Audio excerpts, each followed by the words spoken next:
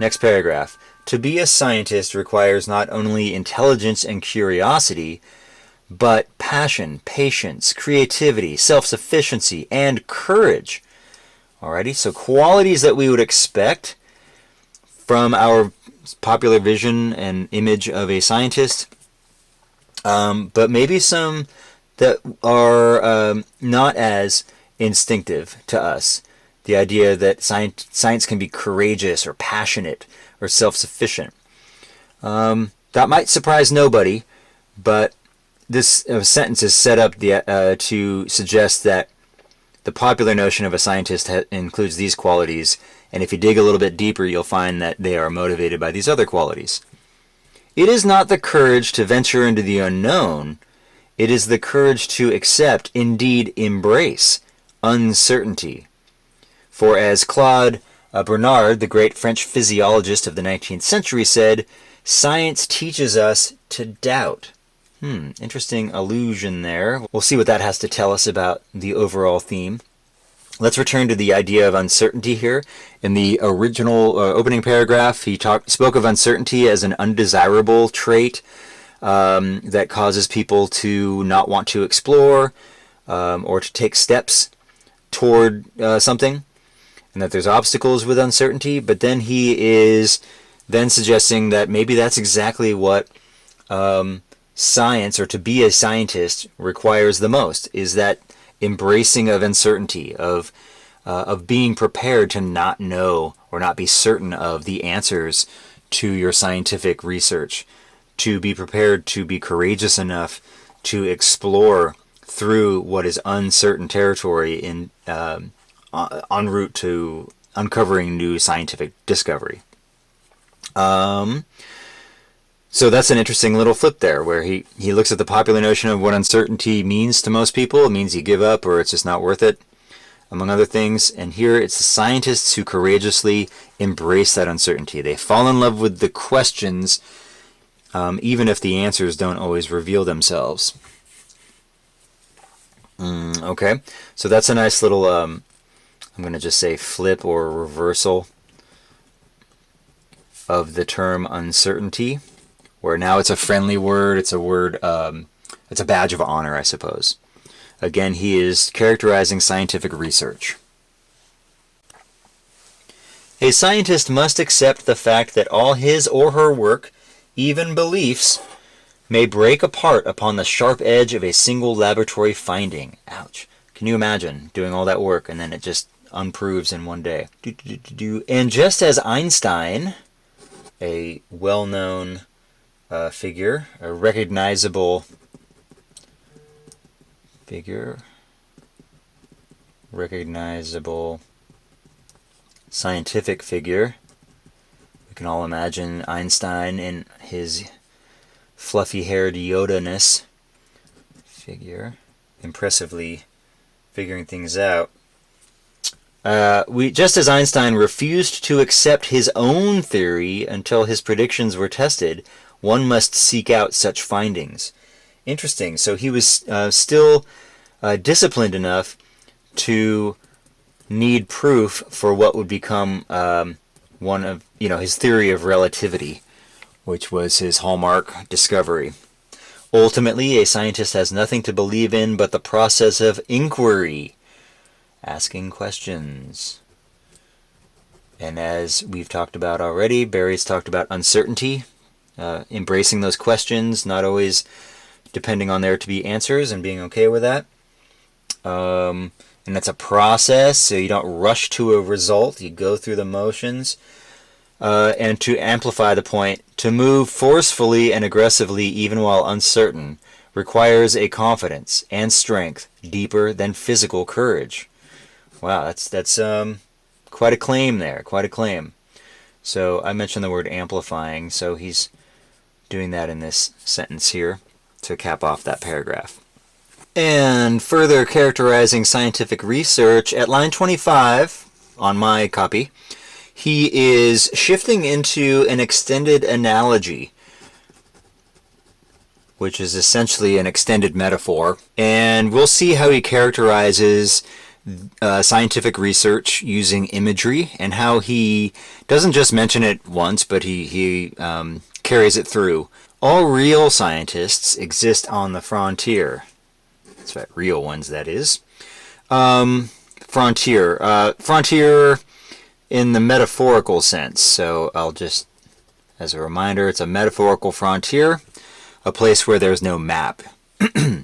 Even the least ambitious among them deal with the unknown, if only one step beyond the known.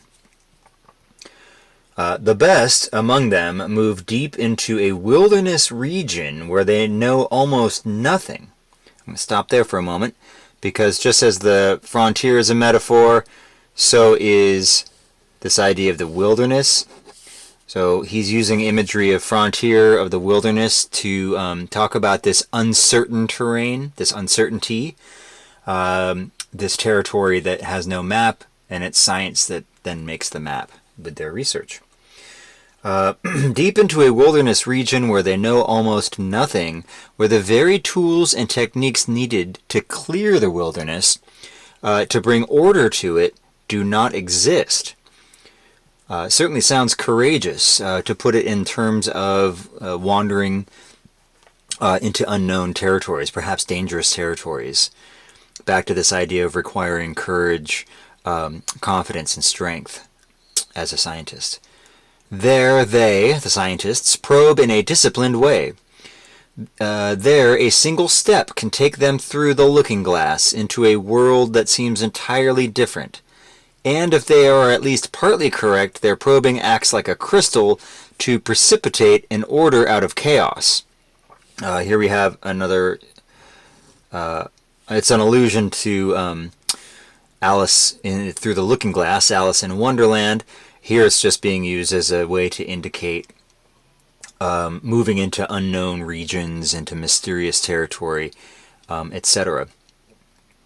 So, the wilderness is the prevailing image here, as you can see. And if they are at least partly correct, their probing acts like a crystal, as in a crystal ball or a clear lens, to precipitate an order out of chaos, to create form, structure, and direction. A single step can also take one off a cliff. So exciting and adventurous kind of imagery continues there. And that's, again, a real shift in that last paragraph into illustrating the courageous adventurousness of moving into uncertainty for the scientists, characterizing their research. In the wilderness, the scientists must create everything. So here we are. I'm going to use the term blazing trails.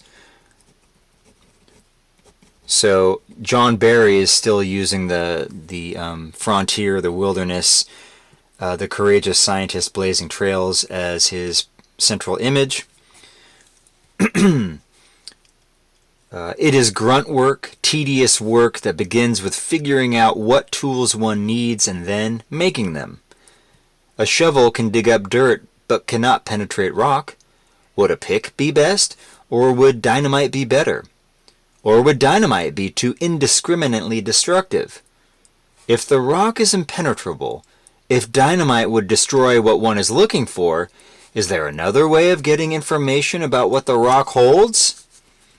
There's a stream passing over the rock. Would analyzing the water after it passes over the rock reveal anything useful? How would one analyze it? We see a new pattern in here. On the surface, we have a number of questions.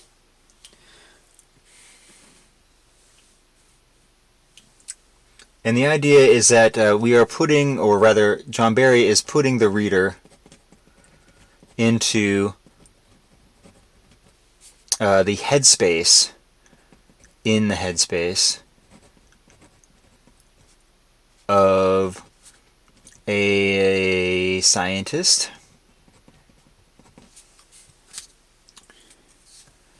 who is researching, who is inquiring, I'll just say doing research,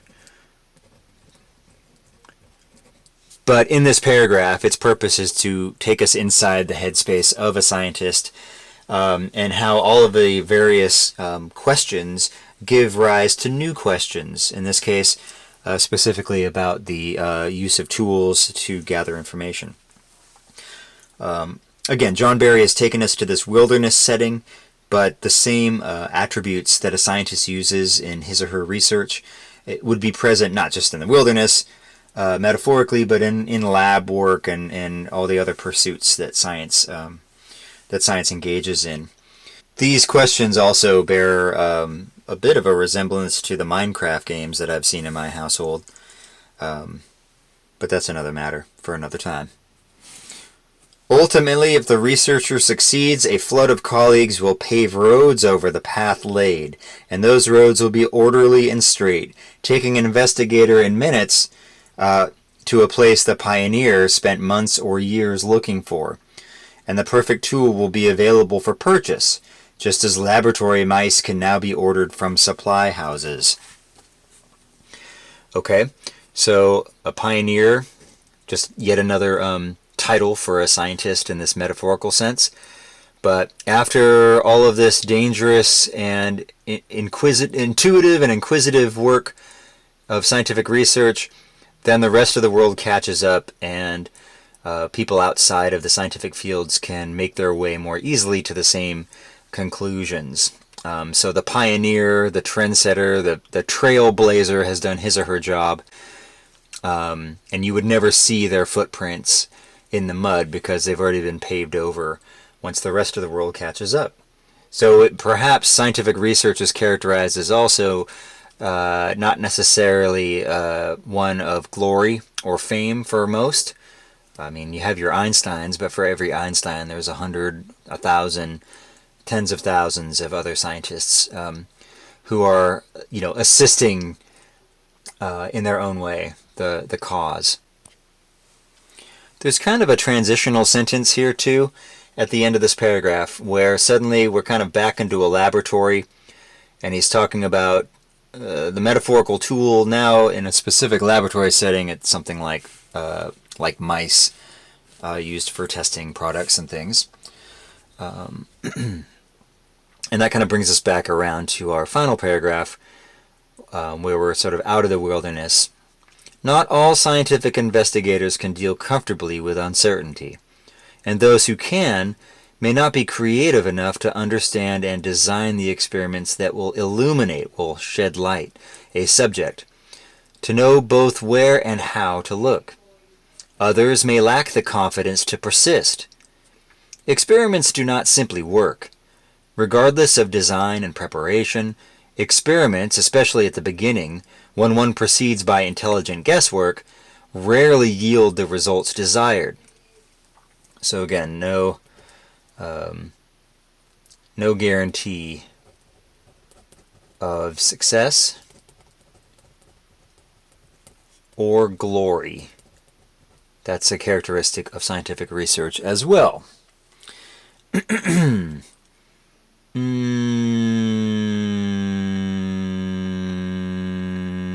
An investigator must make them work. The less known, the more one has to manipulate and even force experiments to yield an answer. So we end with the idea of the less known. Brings us back to this idea of uncertainty. That'll do it for the guided annotation of the John Barry passage.